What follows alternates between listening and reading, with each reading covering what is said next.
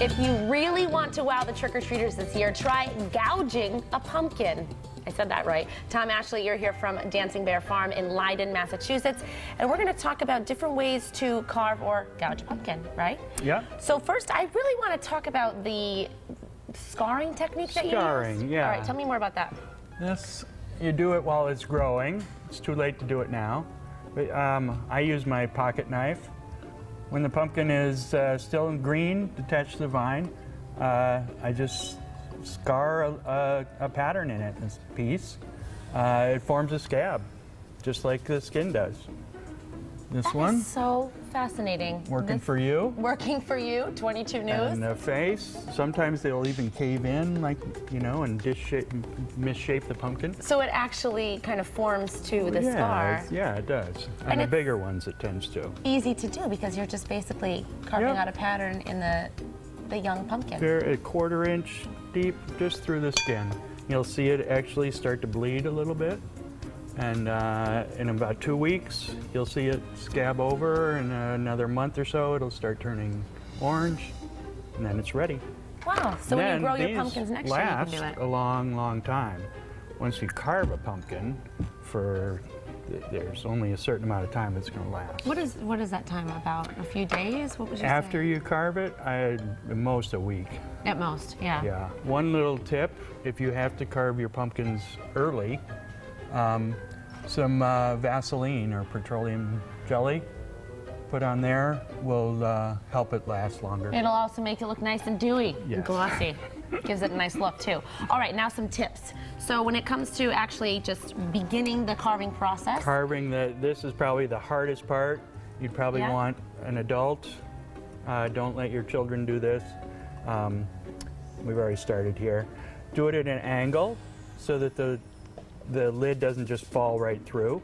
Right, so you're gonna want to. A little bevel on there, and put a little notch in it so that you can find which way it goes.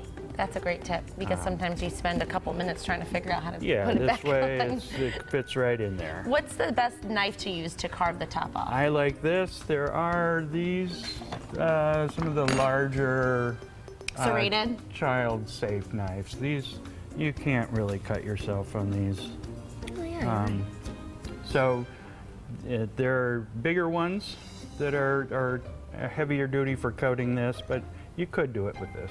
Okay, so these are great for These are great children. for children. Okay, definitely. And obviously a parent always wants to carve the top. Carve the top off. Once you've done that, Then you've done that, and then you do that. save Get your rid of pumpkin that. seeds. You can roast them. You can toast roast them. your pumpkin seeds. All right. Yeah. What about the pulp? Do you have any secrets for what you can do with that? Compost? Compost. Love making compost, yeah, yeah. So we've got one here. I think that's a mosquito. Fruit fly, probably. Fruit fly. This one's started to carve out here. All right. Now this one I can start by, actually we're going to gouge a pumpkin. We're going to show everyone how to do that. So I can draw a design on here? Yeah. All right. Does it matter how big it is? Not really. And the nice thing about gouging, as opposed to cutting all the way through, is that you don't have to make a stencil out of it.